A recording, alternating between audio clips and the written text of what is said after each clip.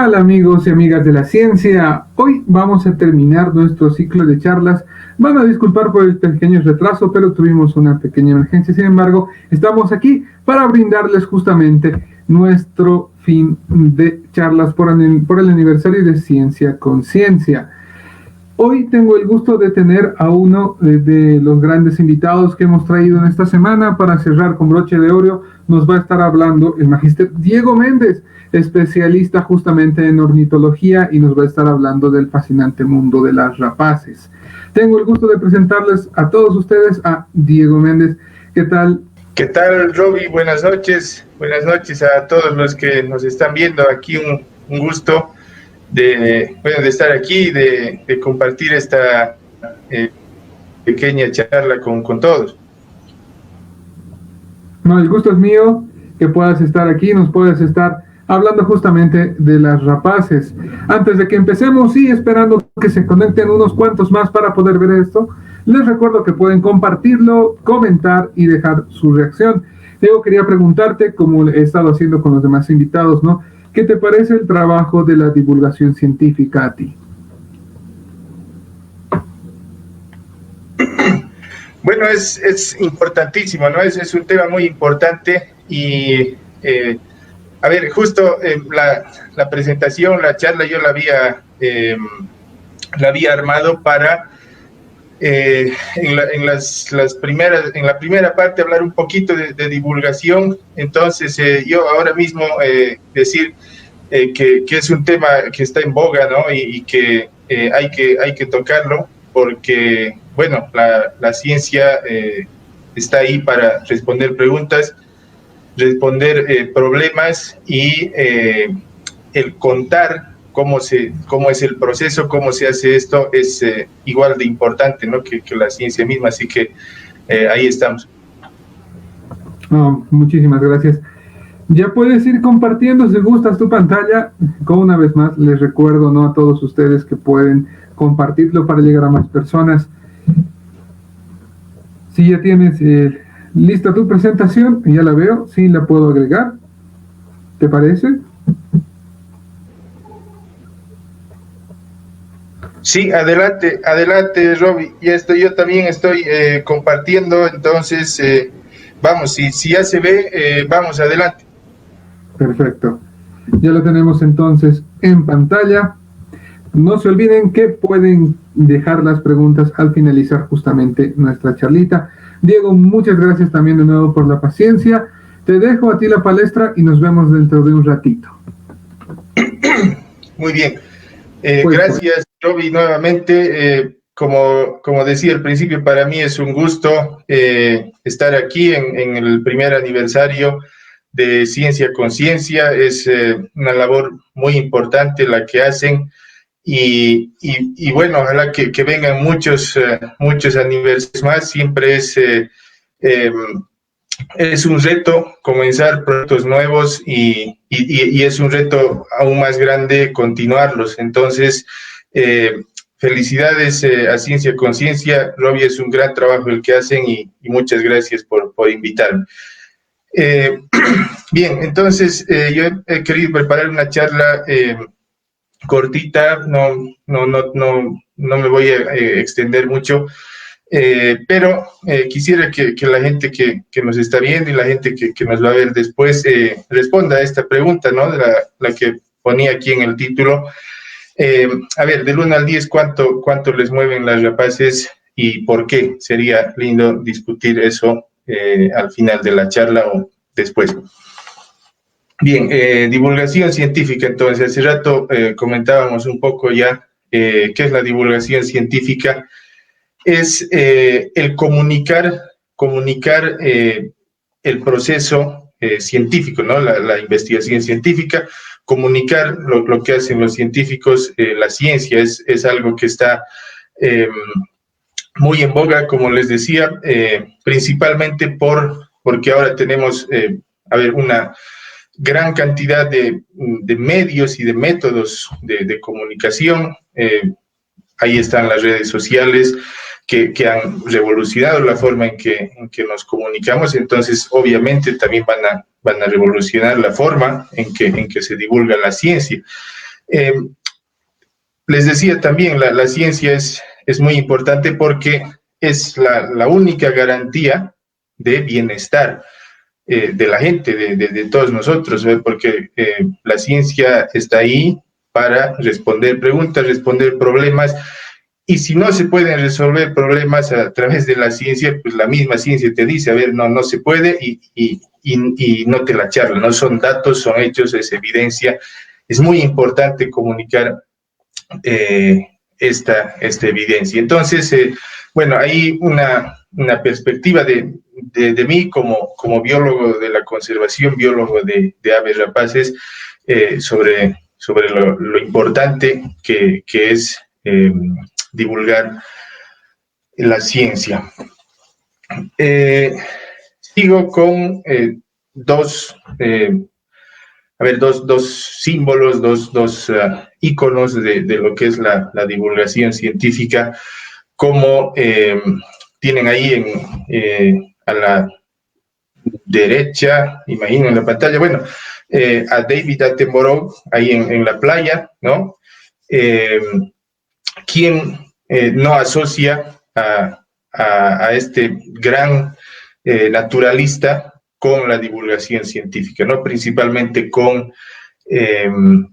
la conservación de la biodiversidad. Y ahí con el águila en el brazo está Félix Rodríguez de la Fuente, otro naturalista y divulgador, pero fantástico. ¿Y por qué pongo a estos dos personajes, ¿no? como ejemplos de la divulgación científica? Porque a través del trabajo que ellos hicieron, en el caso de Félix, que murió ya hace un poquito más de 30 años, 40 años, y de David Attenborough, que sigue con vida, ¿no? Su trabajo ha conseguido cambios, ¿sí? Ha conseguido cambios profundos, ha conseguido que generaciones enteras se muevan, ¿no? En torno a, principalmente, como les decía, la conservación de la biodiversidad. Entonces, a ver, un movimiento, un momento, un cambio importante es, por ejemplo, que un proyecto, un megaproyecto, podría ser un parque eólico, ¿no? De las famosas turbinas, que, como sabemos, pueden causar muchas muertes en aves, en murciélagos, y si hablamos de aves, en aves grandes, como las rapaces, ¿no? Entonces, un cambio positivo para la conservación sería detener la construcción de un parque eólico, porque se vio que esa mega obra, esa estructura iba a afectar a la biodiversidad. Eso está muy bien, eso es muy positivo, pero estos señores han conseguido que el cambio sea mayor, ¿no? Que, como les decía, generaciones de personas, generaciones enteras, se enfoquen en estos problemas y logren muchos cambios grandes, así como el ejemplo que les daba. Entonces, a ver, ¿quién no ha visto la famosa serie Planeta Tierra, ¿no? Narrada por David Attenborough, que recorre el planeta mostrando la importancia de mantener ecosistemas funcionales y de conservar la biodiversidad? Y la otra serie de Félix Rodríguez, El hombre y la tierra, ¿no? Programas con los que yo, por ejemplo, y yo siempre lo menciono, ¿no? Viendo en particular los programas de Félix Rodríguez, es que a mí me interesó desde muy chico la naturaleza, los animales y particularmente las rapaces, porque Félix era un cetrero grandioso. Entonces, bueno, ¿no? El mensaje aquí, la divulgación científica, a ver, si está bien hecha, si se hace como está pensada, si la divulgación científica está bien hecha, va a generar cambios, va a generar momentos trascendentales para lo que fuera. Y aquí nos toca hablar de conservación, nos toca hablar de estas aves, entonces generará ese tipo de cambios para la conservación, ¿no?, de las rapaces, motivará a gente, a investigadores que busquen conservar esto. Entonces, muy importante el rol de la divulgación. Entonces, para un biólogo de rapaces, un biólogo de la conservación, ¿qué cambio quisiera ver? ¿Qué movimiento me gustaría que exista? Y para mí sería lindo que a todas las personas a quienes se les haga la pregunta del título de esta charla, que todas respondan 10, ¿no? Que a todas las personas las rapaces les mueven mucho y les interesa mucho. Entonces ahí hay que apuntar, ¿no? Si vamos a hacer divulgación científica, busquemos esos cambios, busquemos los cambios específicos en nuestro ámbito de acción, en nuestro campo de acción. Entonces, para un biólogo de rapaces sería eso, que les interese, ¿no? Se puede hacer una analogía, ¿no? Salvando todas las diferencias, pero es una especie de evangelización, ¿no? De buscar ese cambio de actitud, el cambio de actitud en la gente. Entonces, el mensaje es muy importante, ¿no? Porque ¿quién lo da? ¿Quién lo hace? Y básicamente hay dos opciones, ¿no? Que lo haga yo como investigador, biólogo de rapaces, y que empiece a divulgar la ciencia que hago, o que lo haga un divulgador científico, que puede ser un biólogo o no, pero aquí la idea central es que la divulgación científica tiene que ser especializada, ¿no? Que se tiene que hacer por alguien que sabe lo que está, lo que pretende comunicar, ¿no? Es muy importante que la divulgación científica sea especializada. Bien, con esa perspectiva de lo que es divulgación científica, para mí, ahora sí voy a hablar un poco de rapaces. Voy a intentar, ¿no? Ahora sí vamos a ver, voy a intentar divulgar la investigación y la ciencia que yo hago. Entonces, si vamos a hablar de aves rapaces, hay hay muchísimos temas, ¿no? Muchos temas, todos, o prácticamente todos igual de apasionantes, pero si hablamos de rapaces, un tema clave es el tema del conflicto, ¿no? Las rapaces, por sus hábitos, ¿no? Prácticamente una gran mayoría por sus hábitos siempre han estado en conflicto con las personas por varias cosas que las vamos a ver un poquito a continuación. Y bueno, he querido enfocar lo que sigue en torno al conflicto y pensar en pasar del conflicto a la coexistencia. Esa es la meta, esa es una meta grande, una meta importante que involucra a investigadores, involucra a divulgadores, involucra a todas las partes interesadas de la sociedad, ¿no? que coexistimos con estas aves para pasar del conflicto a la coexistencia, como les digo. Bien, entonces esta foto que están viendo puede ser que, bueno, quienes nos siguen en la página y quienes están pendientes, seguro que les va a resultar familiar. Es una foto de Tarija, de febrero, ¿no? El 6 de febrero de este año en Tarija nos enteramos del que se iba a convertir en el peor caso de envenenamiento de cóndores que se tenga registro en Bolivia, ¿no? Y uno de los peores de la historia en toda Sudamérica, porque murieron 34 cóndores envenenados y murieron también otras aves, todas rapaces, todas eran aves rapaces, ¿no? Cóndores, buitres o jotes, caracarás. Bien, entonces, ¿qué pasó? ¿Qué pasó? ¿No? Este es un tema muy importante de tocarlo y que no entre en ese valle, ¿no? Y aquí, ahora que estamos hablando de divulgación científica y de comunicación en general de noticias, las noticias suelen entrar en valles, ¿no? En valles y picos, y estos temas nunca deberían entrar en un valle, o al menos no deberían quedarse mucho tiempo en ese valle. Estos son temas que se tienen que tocar permanentemente. Así que eso, 34 cóndores muertos, una cifra impresionante, porque 34 es, según las estimaciones que hemos hecho junto con colegas a lo largo de los Andes, 34 cóndores podría representar el 0,5% de toda la población, de todos los cóndores que quedan en el mundo. Entonces,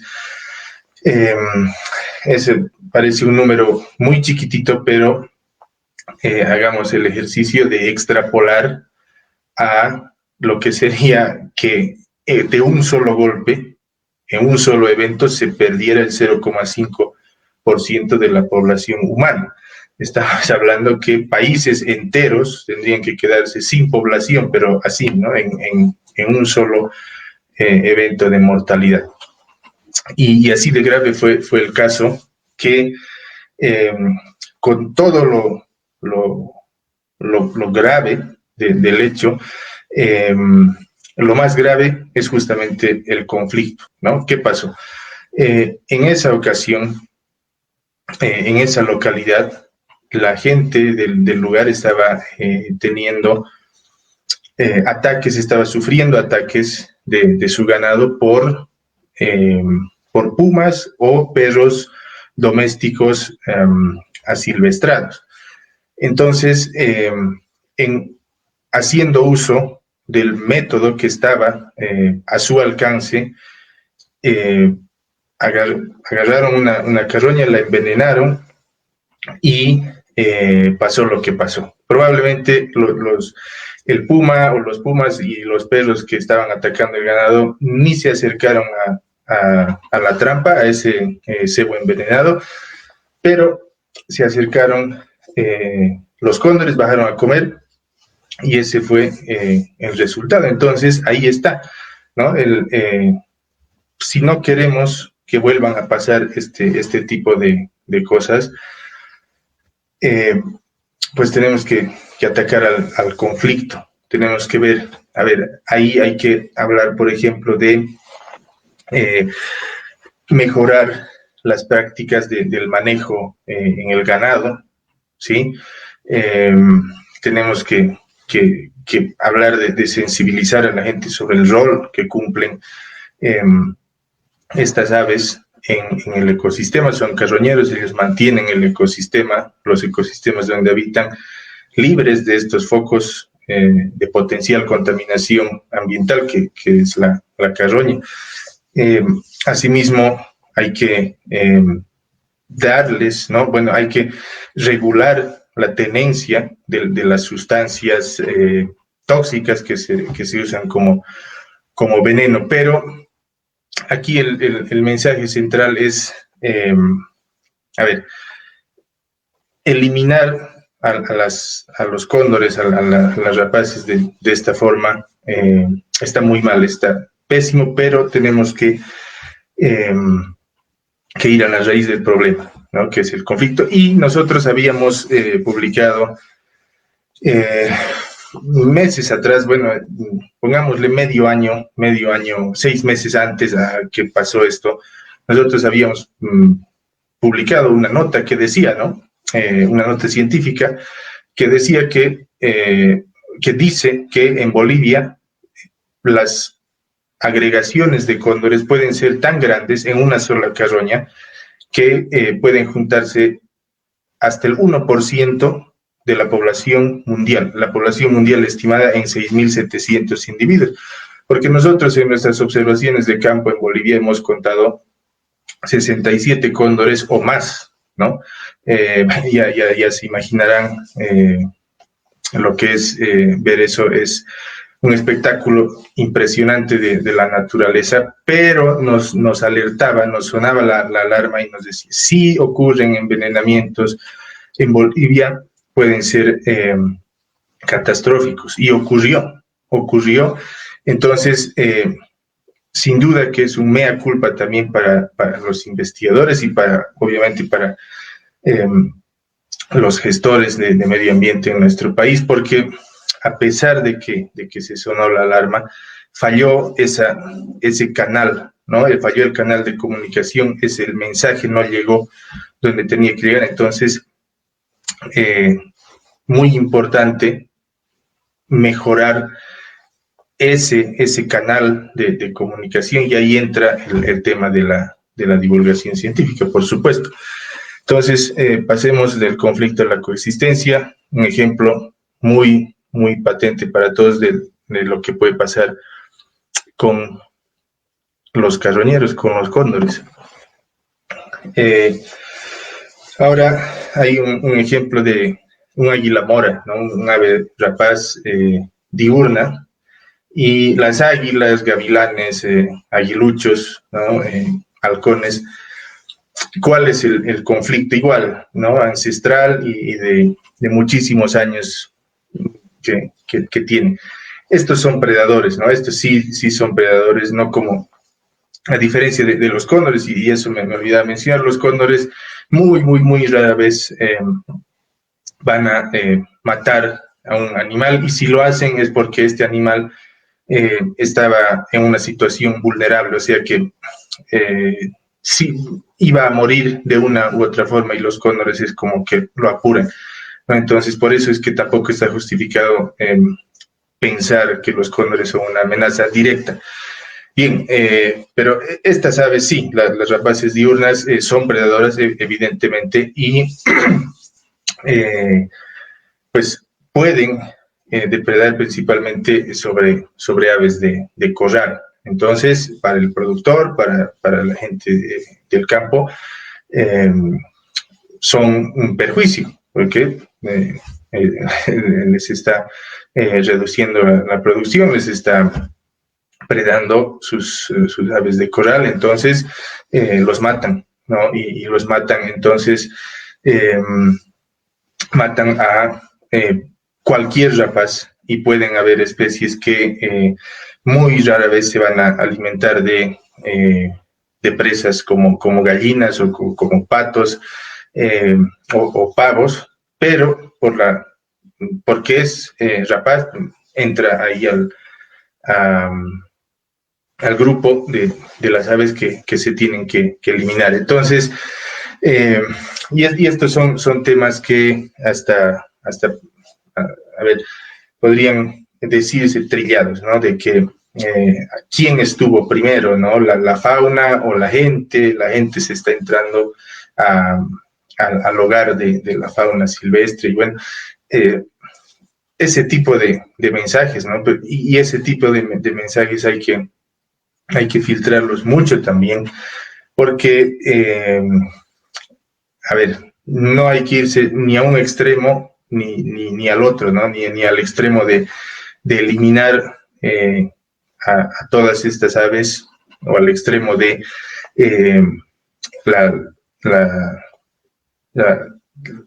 todas las rapaces van a comer, van a predar aves de corral. Entonces hay que pensar, ¿no?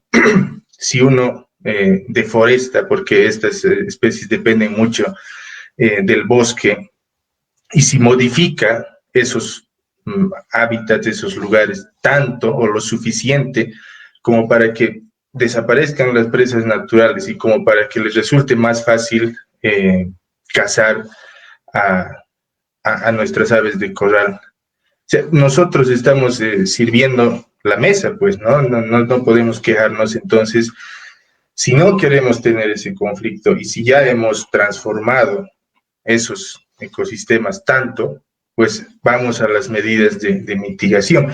Eliminar a estas aves no es la respuesta, porque siempre hay, en todas las poblaciones, hay individuos, a ver, estas son especies territoriales, entonces en todas las poblaciones hay individuos que no tienen territorio. Entonces, si se elimina a un individuo que ha establecido un territorio, va a llegar otro. Y eso sucede. Entonces, el problema, la solución al problema es como que se alarga demasiado y más bien deriva justamente en extinción de estas poblaciones. Entonces, no, la eliminación de estas aves no resuelve el conflicto. Sí hay que pensar en mejorar nuestro manejo de los recursos naturales y otra vez, ¿no?, pasar del conflicto a la coexistencia. Otro ejemplo muy interesante con rapaces y conflicto y coexistencia, los búhos, ¿no?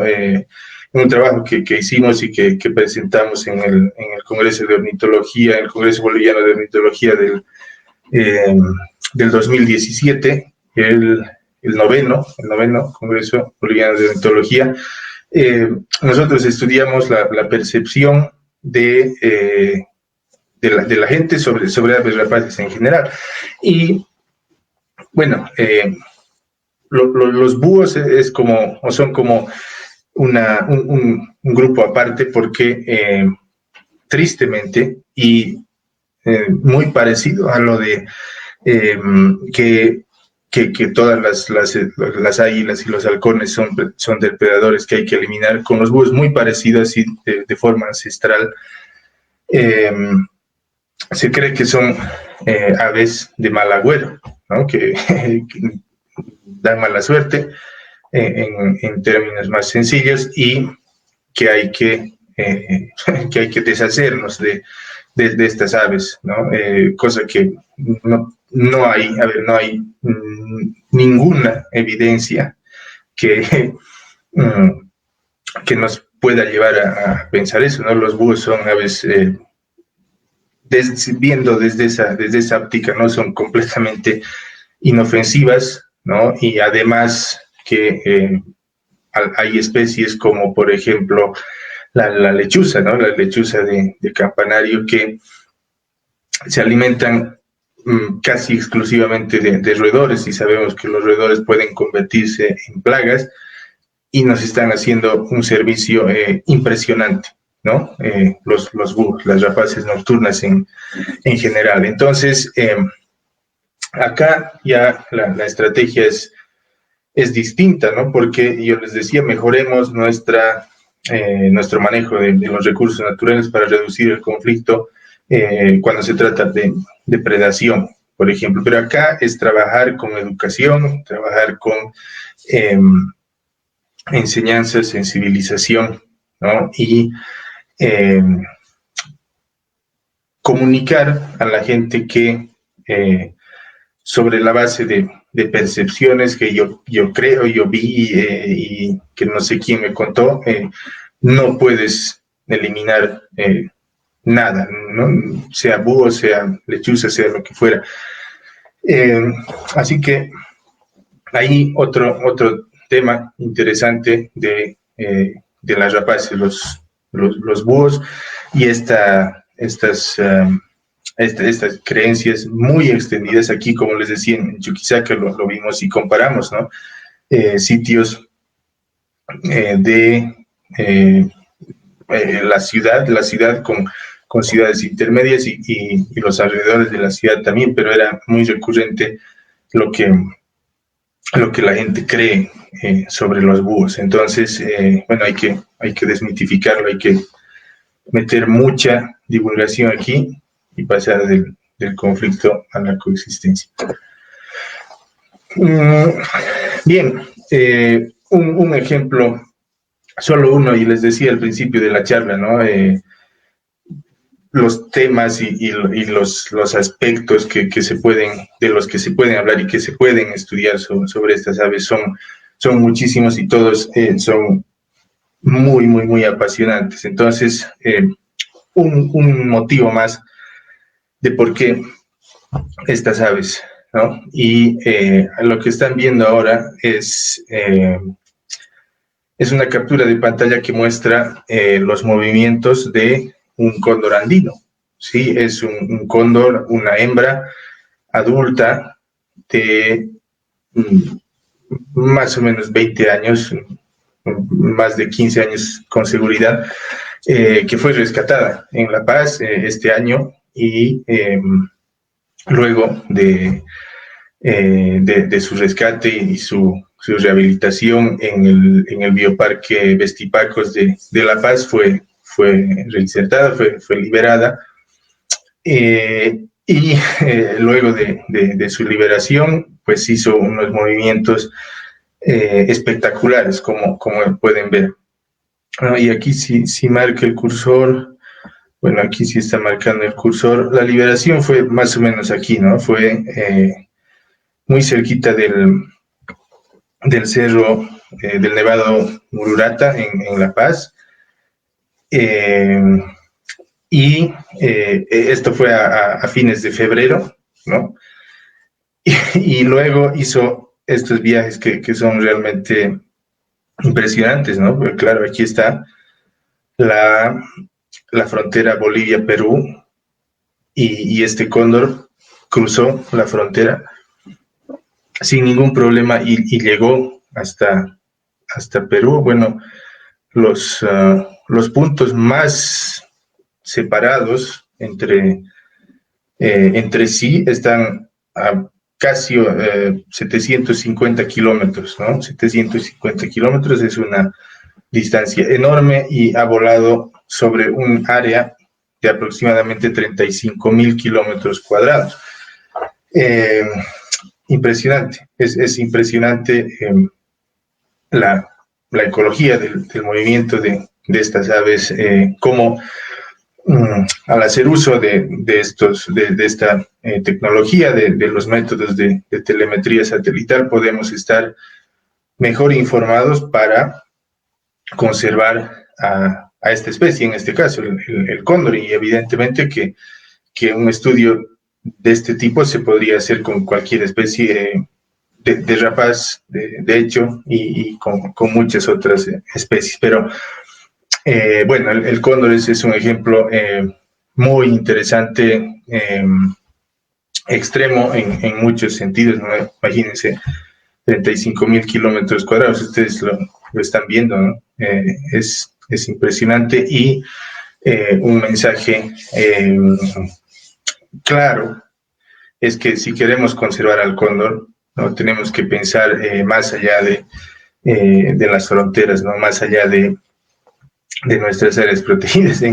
Fíjense la nube de puntos rosados, cuántas áreas protegidas entran en toda esa área, ¿no? Para conservar al cóndor necesitamos pensar, necesitamos repensar, ¿no? Esas estrategias de conservación.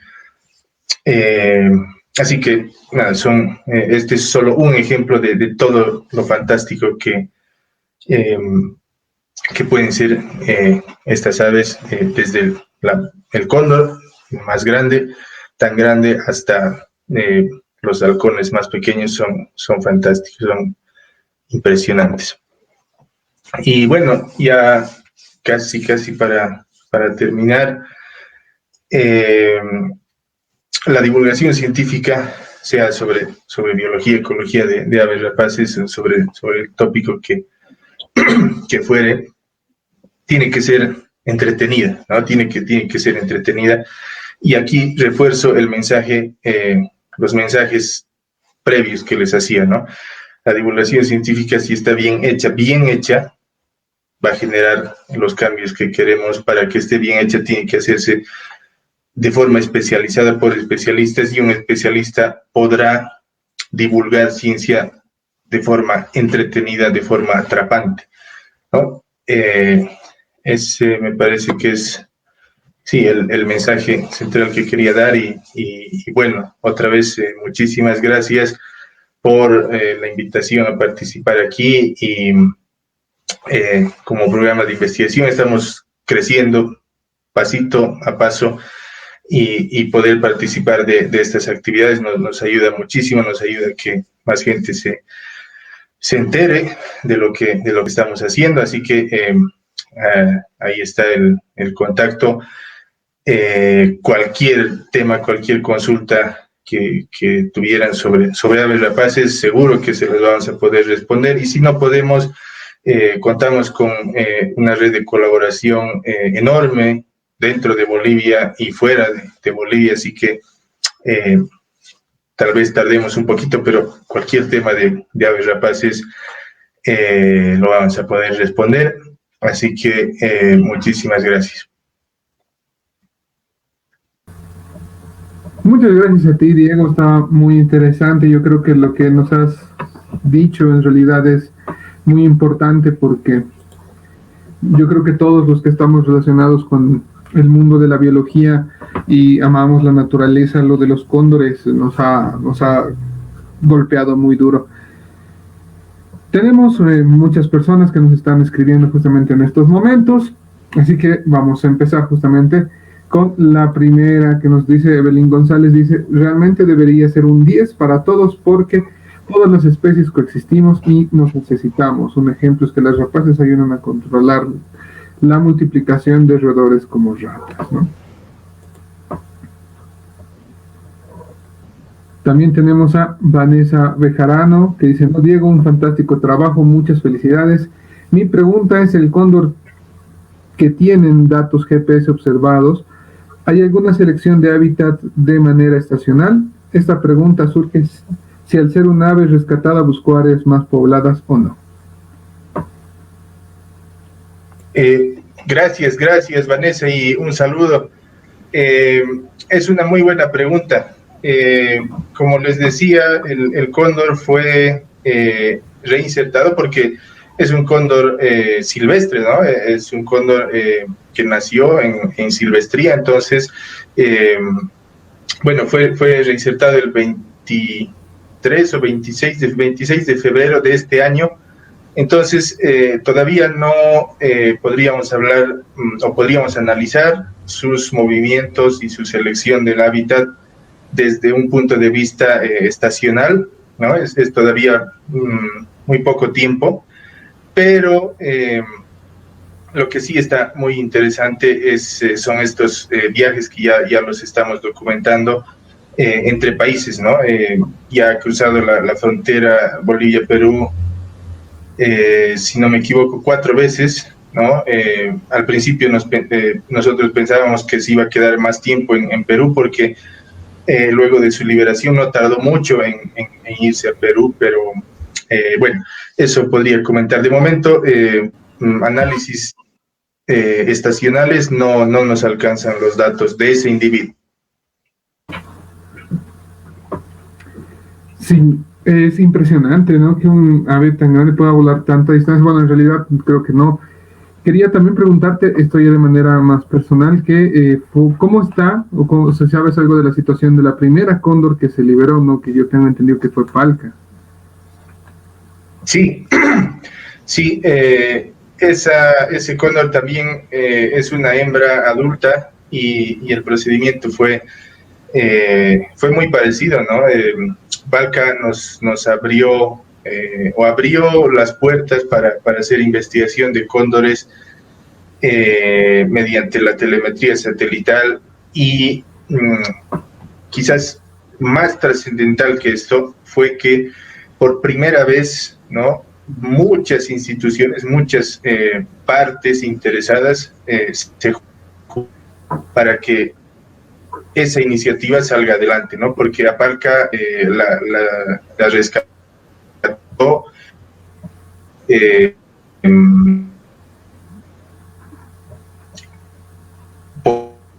POFOMA, ¿no? POFOMA, que es la instancia llamada a hacer eso.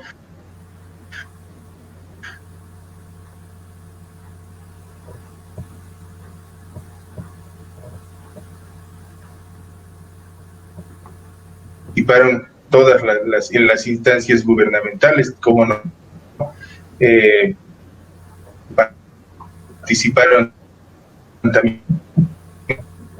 Entonces fue tras pasó el 8 de marzo de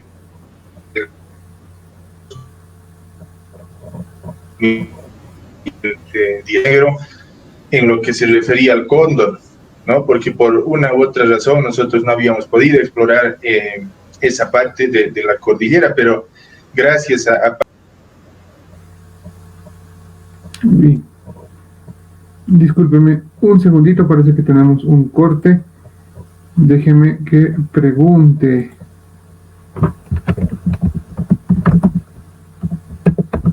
Casa de Palca.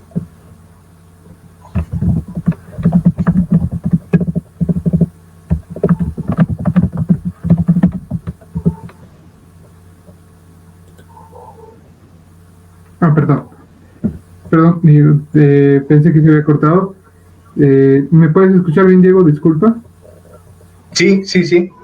Perdón, sí, se me cortó, salió de la pantalla todo, pero no sé si nos podrías decir la última parte nuevamente. No, sí, les comentaba un poco más sobre lo que fue Palca, cómo se la liberó el 8 de marzo del 2019, gracias a un trabajo conjunto, por primera vez sobre un caso específico de un cóndor en el que participaron muchas partes interesadas, desde quienes la rescataron, quienes le rehabilitaron, quienes le pusieron el transmisor y que nos ha dado información valiosísima, en especial para la cordillera real en Bolivia. Genial. Sin duda alguna, como dices, no, Palca ha abierto las puertas a que este tipo de experiencias se vuelvan a hacer, y hoy en día hemos visto que se han rehabilitado y se han liberado más cóndores en Bolivia en general. Una vez más, Vanessa Bejarano nos escribe y dice: sobre los conflictos, ¿hay alguna estrategia de coexistencia que se esté manejando en las áreas donde se registran los conflictos? Bueno, para el caso del cóndor, hemos elaborado el plan de acción para la conservación de la especie en nuestro país, y ese plan sí cubre al cóndor y cubre acciones a desarrollar para mitigar estos conflictos. Para otras especies no existe un instrumento técnico así oficial, pero seguro que, a ver, nosotros como programa, siempre que podemos, lanzamos información en ese sentido, y no creo que tardemos mucho más en producir material para mitigar conflictos entre personas y todas las rapaces. Y bueno, vale la pena mencionar que lo que se haga con el cóndor seguro que nos puede servir de paraguas para el resto de las rapaces. Esperemos que sea así. No hemos tenido casos lamentables en este último tiempo, con muchos conflictos con rapaces, principalmente en ciudades como en La Paz, ¿no? Hemos tenido inclusive un aguilucho que, bueno, terminó falleciendo lo encontraron fallecido en un parque. Pero esperemos que este tipo de situaciones vayan poco a poco bajando y desaparezcan completamente con este plan. También tenemos a Máximo Condori, que dice: Diego, excelente tu exposición sobre las aves rapaces, saludos desde Tarija. Tenemos gracias. Un saludo a Max, un compañero con que ya muy buenos años estamos trabajando juntos en campo y siempre comentando sobre el tema de aves rapaces, así que un abrazo hasta Tarija, Max. Tenemos también a Wilde Alguno, que nos manda una felicitación. Gracias por el programa, muy educativo. No te preocupes, Wilde, muchas gracias más bien por el apoyo. También tenemos a César Rengel, que también dice: una excelente presentación y muchas felicidades. Gracias. Nuevamente tenemos a Máximo que da una pregunta y dice, Diego, una pregunta. En la reserva de Sama se ha liberado un cóndor y hasta el momento no tenemos información sobre su situación actual. Sí, bueno, esa es una muy buena pregunta también. Este cóndor, una hembra, ¿no? Una hembra que en el caso de Tarija fue rehabilitada en el Bioparque Municipal de Tarija y como bien dice Max, se liberó este año, ¿no? Este año, y ese cóndor está bien, solamente que por cuestiones técnicas del transmisor no nos está enviando información permanentemente, pero para nada esto quiere decir que el cóndor haya muerto o nada de eso, ¿no? Lo que sí les puedo comentar es que al poco tiempo de ser liberada, ese cóndor de nombre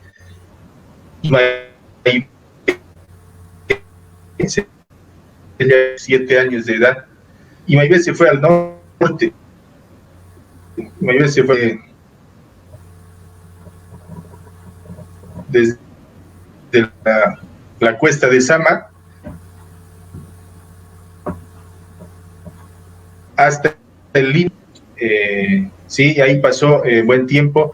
En estos días de Surazo, al parecer, no es muy preliminar, pero al parecer cerca del cañón del Pilaya hay buenos paredones, buenos acantilados cortados que pueden servir de refugio para los cóndores en los Surazos, en ese frío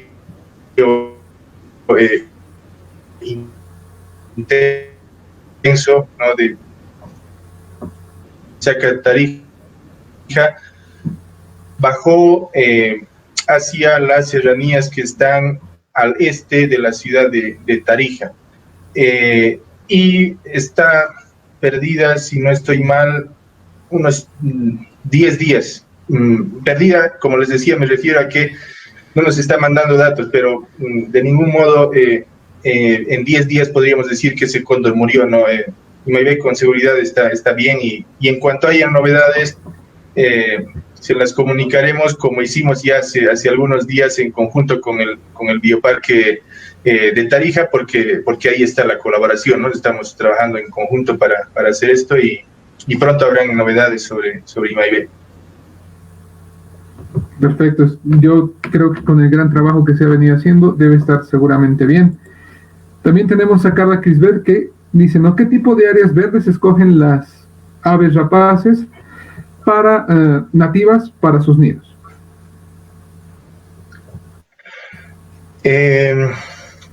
A ver, es una pregunta bastante amplia, ¿no? Porque tenemos un rango enorme de preferencias de sitios de anidación, ¿no?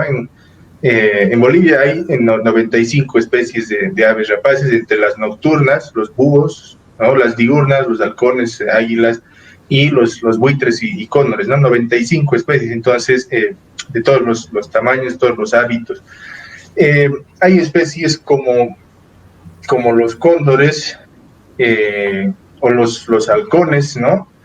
Que no hacen un nido como tal, sino buscan cavidades, buscan repisas, buscan pequeñas cuevas o quedades, y ahí acondicionan un poquito y ponen sus huevos. En cambio, hay otras especies como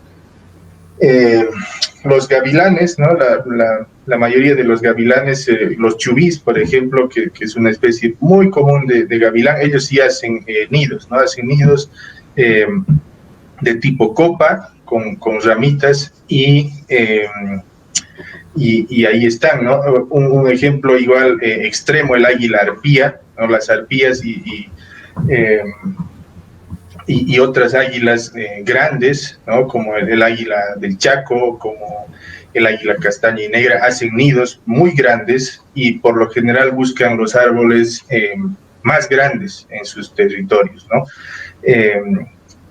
los árboles suelen ser los emergentes que se conocen, esos los árboles masivos, lo suficientemente grandes para soportar esos nidos, ¿no? Que son plataformas enormes que las hacen con ramas. Entonces, para ese tipo de especies, la tala, la deforestación es una amenaza muy, muy grande, ¿no? Porque claro, los árboles emergentes son también los más preciados por la industria maderera. Entonces ahí está otro conflicto. Y los búhos, solo para dar un ejemplo, igual, ¿no? Buscan huecos, oquedades, árboles muertos, entre techos también, y bueno, es así de variable y de interesante, es un rango amplio. No, sí, es impresionante, son 95 especies, como nos dices, y todas seguramente tienen alguna particularidad que las hace únicas. También tenemos a Estefanito Rico, que dice: felicidades, Diego, por dedicar tu vida a estas fascinantes aves. Y felicidades, Ciencia Conciencia, por el aniversario, excelentes charlas e información. No, muchas gracias. Siempre muchas gracias por todo el apoyo. Justamente también tenemos otra vez a Evelyn, que quiere, dice: no, muchas felicidades por la presentación. ¿Podría hablar un poquito más acerca del águila arpía? Sí. Claro, una especie igual, ¿no? Icónica, muy representativa de la selva amazónica, ¿no? Del bosque amazónico principalmente, muy famosa por estar entre las águilas más grandes de todas las que hay, muy famosa por las dimensiones que tienen sus patas, ¿no? Y en particular las que tiene, que las comparan, por ejemplo, con las garras de los osos pardos, ¿no? Y son prácticamente del mismo tamaño. Y un oso pardo es un oso pardo, y un águila arpía es grande, pero comparemos, ¿no? Hagamos la comparación. Y bueno, eso, ¿no? Todo lo de las águilas arpías están muy amenazadas por la transformación justamente de su hábitat, por la tala. No hay muchos secretos en ese sentido, porque estas son águilas de bosque. Ellas necesitan del bosque para conseguir su anidar. Entonces, la deforestación es su principal amenaza, y todos sabemos que niveles de deforestación en Bolivia son tristemente de los más altos que hay en la región y en el mundo. Entonces, el águila arpía es una especie que necesita ser investigada en nuestro país, ¿no? Hay programas impresionantes que hacen un trabajo grandísimo en Brasil, principalmente, y en Panamá, ¿no? Necesitamos reflejarnos a ese tipo de programas y de proyectos para estudiar al águila arpía en Bolivia. Y algo interesante, ¿no? Las águilas arpías se reproducen muy lento también, y el cuidado de los padres a los pichones es muy prolongado, ¿no? Por eso es que ellas ponen un huevo, por lo general pasando 2 años, ¿no? La fenología tal vez la más larga, la más espaciada de todas las aves, ¿no? Se reproduce muy lento, solo ponen un huevo, ¿no? Y ambos padres cuidan al pichón hasta que es independiente. Entonces pueden pasar sin problema 2 años o incluso más para que recién el pichón sea independiente y los padres vuelvan a reproducirse. Entonces tiene esas características de su propia ecología que la hacen intrínsecamente más vulnerable. Entonces, el águila arpía y todas las águilas grandes, ¿no? Siempre hay que no hay que descuidarlas porque, como les digo, son intrínsecamente vulnerables, ¿no? Se reproducen poco, se reproducen lento y son muy sensibles a la alteración de su hábitat. Así que eso podría comentar.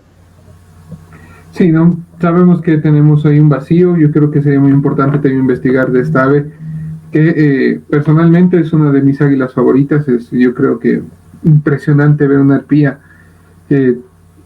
incluso dentro de la cautividad, que pueden haber algunas, es impresionante, pero yo creo que verlas en vida silvestre es todavía mucho más. También tenemos a Alejandro que dice: hola Diego, muy buena exposición. Quisiera saber si en otros países existen experiencias de manejo de conflicto con rapaces de similares características. Bueno, gracias por la pregunta. Claro que sí, ¿no? Hay experiencias en muchas partes del mundo, ¿no? Sin duda. Lo que pasa es que cada país, y incluso dentro de cada país, cada jurisdicción tiene sus propias características socioeconómicas, ¿no? Y culturales, como no. Así que abordar el problema del conflicto en general es específico, ¿no? Para cada jurisdicción, ¿no? Obviamente habrán cosas que se pueden, que se entre Bolivia o entre Bolivia y Finlandia, no sé, pero hay que tomar, para resolver los conflictos, hay que tomar muy en cuenta esa realidad socioeconómica y cultural del lugar donde se está trabajando. Así que igual, ¿no? Aprender de las experiencias previas, de cerca o de lejos, si se trata del mismo grupo de estudio, en este caso las rapaces, es imprescindible para plantear soluciones, claro que sí. Sin duda. También tenemos a Ada Morales que dice: gracias por hacer la ciencia conciencia y felicidades por el trabajo de investigación que realizas, Diego. Gracias. ¿Conoces casos del uso de aves rapaces en rituales o expresiones culturales en Bolivia y cómo podría mitigarse esto? Gracias, sí, es una pregunta muy buena también. Y yo hice un monitoreo de más o menos 5 años en el carnaval de Oruro, ¿no? Donde se utilizaban aves rapaces,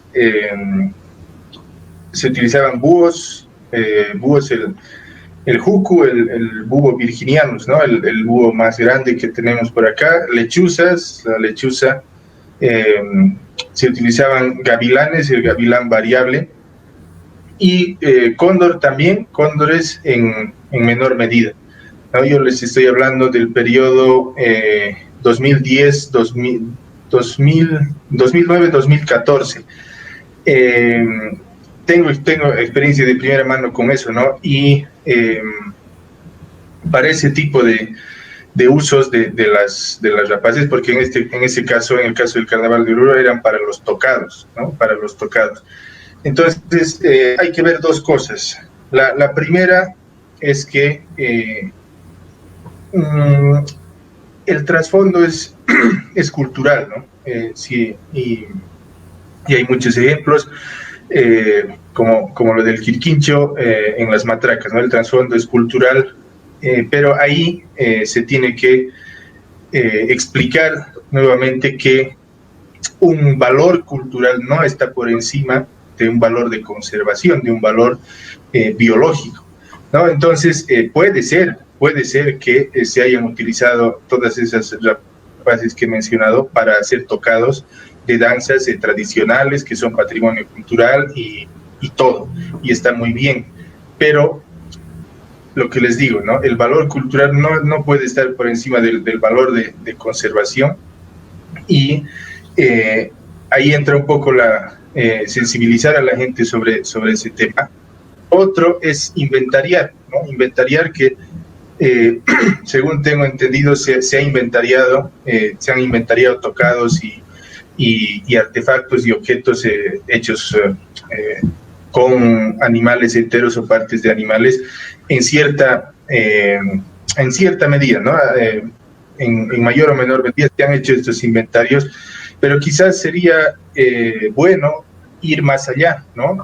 Tanto con las rapaces que se usan en estas cosas como con todos los animales, pero tecnificar el inventario de estos artefactos para tener un registro más actual y que se pueda consultar y actualizar constantemente.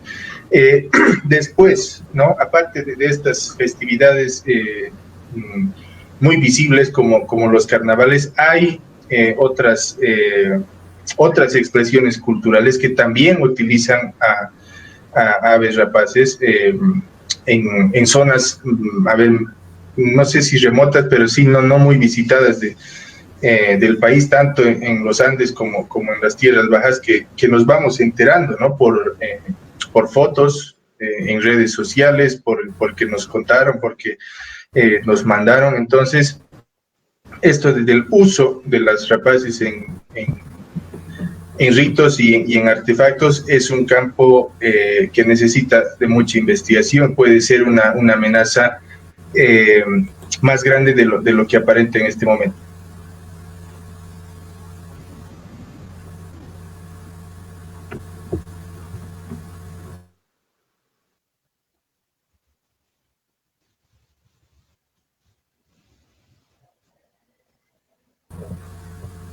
Diego, perdón, ¿me escuchas?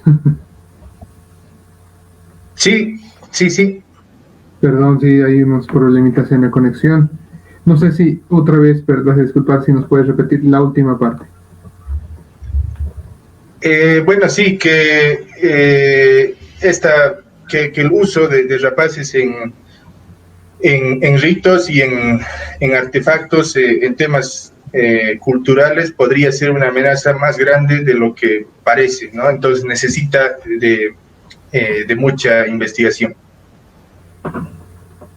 No, totalmente de acuerdo, ¿no? Son cosas, son prácticas que, como bien dices, no pueden quedar encima del bien natural, el bien cultural. Así que esperemos que también se realicen este tipo de investigaciones. Yo creo que es algo que hemos estado viendo en todas las charlas, es que falta investigación, y yo creo que también eso va de la mano de inversión, ¿no? Necesitamos que la ciencia sea uno de los puntos en los que el país invierta. Sí, muy de acuerdo. La carencia de recursos en nuestro país es, a ver, en todas partes es un problema para hacer ciencia, pero en nuestro país es muy notorio, ¿no? Es muy notorio que, a ver, tristemente uno no pueda decidir seguir la carrera del investigador con el mínimo, ¿no? de seguridad o de garantía, ¿no? Al terminar de estudiar biología, en nuestro caso, las alternativas laborales, ¿no? Y hablo de poder vivir investigando, poder vivir haciendo ciencia, son ínfimas. Entonces, por supuesto que eso tendría que cambiar, y aquí un llamado, ¿no? Eso no lo vamos a cambiar solo nosotros, tiene que cambiar a un nivel mucho más grande y mucho más integral, ¿no? Entre tomadores de decisiones, autoridades, etcétera. No, sin duda alguna, esperemos que poco a poco también, yo creo que el cuerpo de la ciencia tiene que empezar a tomar decisiones y empezar a entrar a veces a estos lugares que uno se siente incómodo. Yo entiendo que siendo investigador uno se siente incómodo en la política, pero creo que es también necesario hacerlo para justamente empezar a apoyarnos, ¿no? Desde ese lado. Esperemos que sea así. Diego, también quería preguntarte, ¿no? ¿Cómo está el conflicto con rapaces de menor tamaño, principalmente en ciudades con halcones?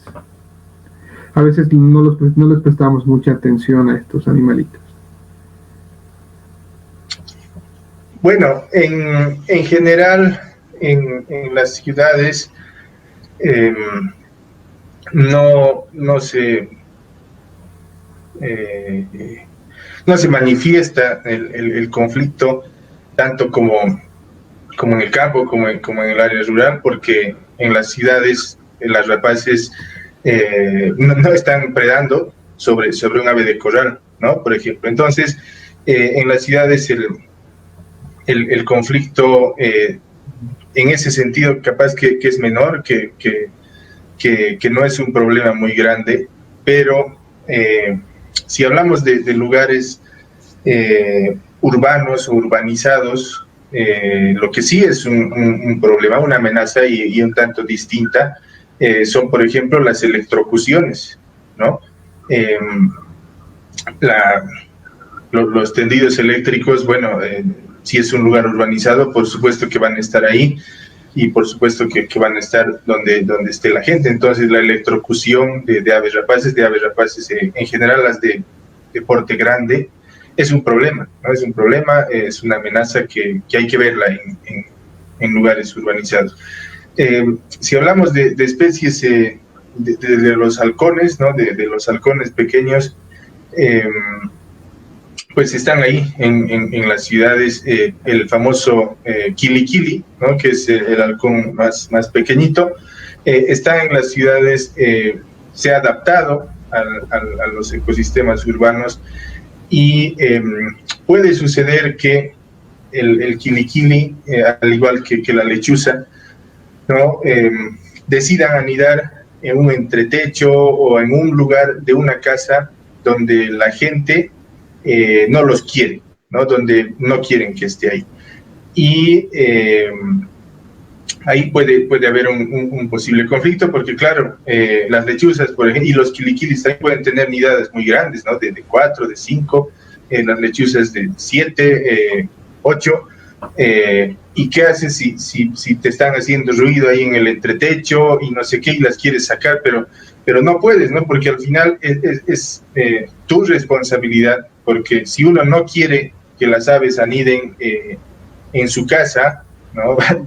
Pregúntenme a mí, yo quisiera que vengan todas, pero si uno no quiere que una lechuza anide en su entretecho, tiene que tomarse el trabajo de poner malla, qué sé yo, cerrar y no darle la opción al ave, pero después no la quieras botar, no la quieras sacar, no quieras decir que es un problema, porque el problema te lo estás generando tú solo, ¿no? Entonces, igual, otro mensaje importante, siempre parte de la gente y vuelve a la gente, ¿no? Nosotros no podemos echar la culpa a la fauna silvestre si está en nuestras manos.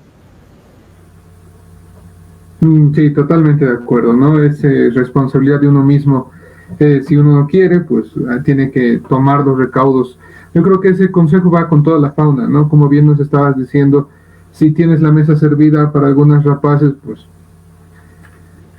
tienes que tener también cuidado con lo que vas a hacer.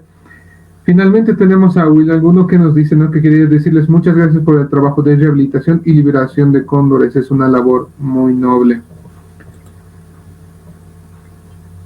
Gracias.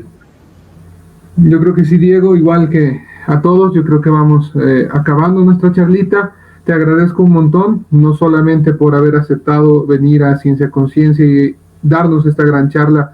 Yo creo que es muy necesaria por todos los conflictos que hemos visto con estas aves, que son hermosas, sino también por la labor que hemos visto de todos los investigadores y en especial de los que hacen un tan buen trabajo como tú. Muchas gracias. Gracias, Rob, y nuevamente el agradecido soy yo y presto, ¿no? A seguir colaborando y a seguirle metiendo por este trabajo que nos apasiona. Muchas gracias. No, gracias a ti. Antes nos ha llegado una preguntita más, así que aprovechemos. Fabiana Méndez dice, felicidades Diego, qué gusto escucharte, quisiera saber cómo afectaría el crecimiento urbano a las rapaces que cada vez pierden hábitat. Gracias, Fabi, por la pregunta y te mando un abrazo.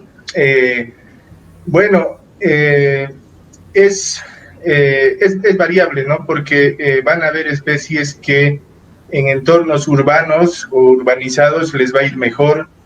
Por ejemplo, aquellas especies que no dependen del bosque, ¿no? Lo obvio, que no dependen de masas de bosque grandes y que además tienen hábitos de cazar en zonas abiertas, ¿no? En zonas abiertas. Entonces, a esas no les va a afectar mucho un proceso de urbanización y ese tipo de transformación.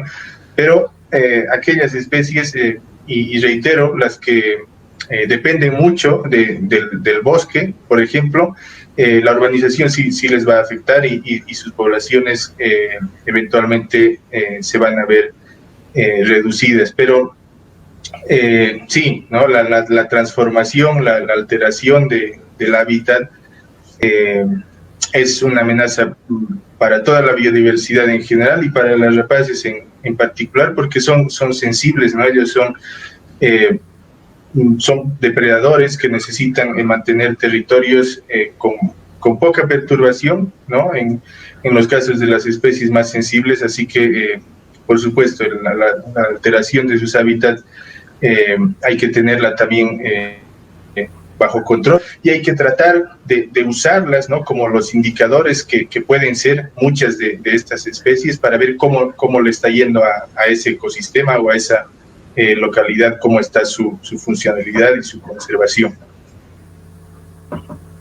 Claro que sí, esperemos que este tipo de acciones se tomen en cuenta. Bueno, Diego, muchas gracias, como ya te he dicho, vamos a estar en contacto, como te digo, Ciencia Conciencia, el canal, el Facebook están abiertos siempre para todos, para que puedan comunicar y llegar a más personas con sus investigaciones, así que vamos a estar en contacto y espero tenerte en algún otro momento, en alguna otra colaboración. Muchas gracias, Roby, y seguimos para cualquier cosa. Te mando un abrazo.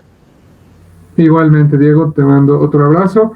Y a todos los que nos han estado viendo durante esta semana, muchas gracias. No se olviden que todo esto va a estar en el YouTube de Ciencia Conciencia y pueden también dejarlo, pueden suscribirse, más bien dicho, ahí. Y muchas gracias a todos. Nos vemos.